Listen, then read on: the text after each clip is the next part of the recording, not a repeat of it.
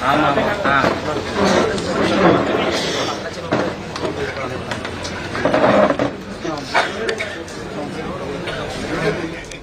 பனையூரில் உள்ள தாவேகா அலுவலகத்தில் விருப்ப மனு விநியோகிக்கும் பணி தொடங்கி இருக்கிறது. விவரங்களை தர இருக்கிறார் செய்தியாளர் செரி.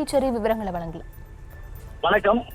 தமிழக சட்டமன்ற தேர்தலில் களம் காண உள்ள தமிழக வெற்றிக் கழகம் தேர்தல் பணிகளை முடுக்கி இருக்கிறது. தாவேகா சார்பில் போட்டியிட விரும்புவோரிடம் விருப்ப மனுக்கள் பெறும் பணி இன்று முதல் தொடங்கியிருக்கிறது என்று அறிவித்திருந்த நிலையில் தற்பொழுது சரியாக 12:10 மணிக்கு விருப்ப மனு விநியோகம் தொடங்கியது. சென்னை அடுத்த பனையூரில் உள்ள தாவேகா அலுவலகத்தில் இதற்கான சிறப்பு ஏற்பாடுகள் செய்யப்பட்டிருக்கிறது.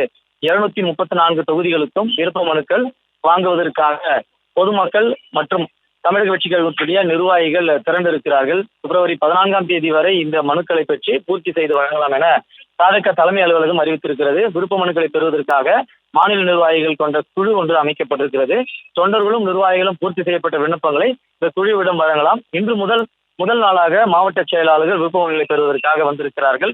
இன்று முதல் நாள் முதல் மனுவை தமிழக வெற்றிக் கழகத்துடைய துணை பொதுச் செயலாளர்களில் ஒருவரான விஜயலட்சுமி பெற்றுக்கொண்டார். ஒரு மனு பெறுவதற்கு 100 ரூபாய் வழங்க வேண்டும். திரும்ப செலுத்தும் பொழுதுதான், அதாவது விண்ணப்பத்தை பூர்த்தி செய்து கொடுக்கும் பொழுதுதான் பொது தொகுதியில் போட்டியிட மனுக்கள் பெறப்பட்டவர்கள் 10,000 ரூபாய்க்கு டிடியும், தனி தொகுதியில் போட்டியிட விருப்ப மனு பெற்றவர்கள் 5,000 ரூபாய்க்கு டிடியும் வழங்க வேண்டும் என்று கட்சி தலைமை அறிவுறுத்தல்களை வழங்கியிருக்கிறது. இந்த நிலையில்தான் தமிழக வெற்றிக் கழக தலைமை அலுவலகம் முன்பு ஏராளமான தொண்டர்கள் குவிந்திருக்கிறார்கள்.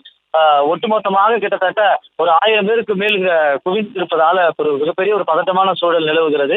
ஒட்டுமொத்தமாகவே 25,000 மனுக்கள் விற்பனையாகும் என்று தமிழக வெற்றிக் கழகத்தினர் எதிர்பார்த்த நிலையில இன்று முதல் நாளே ஆயிரக்கணக்கான மனுக்கள் விநியோகிக்கப்படும் என்றும் கூறப்படுகிறது. முதல் மனுவை மாநில பொதுச் செயலாளர்களில் ஒருவரான விஜயலட்சுமி பெற்றுக்கொண்டார். அதனைத் தொடர்ந்து செங்கோட்டையன் உள்ளிட்ட முக்கிய நிர்வாகிகள் பெற்றுக்கொள்ள இருக்கிறார்கள். இந்த முதல் நாள் 12 மணிக்கு தொடங்க இருக்கிறது.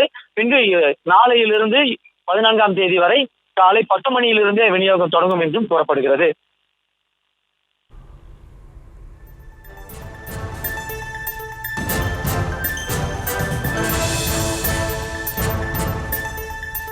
விவரங்களுக்கு நன்றி செரி.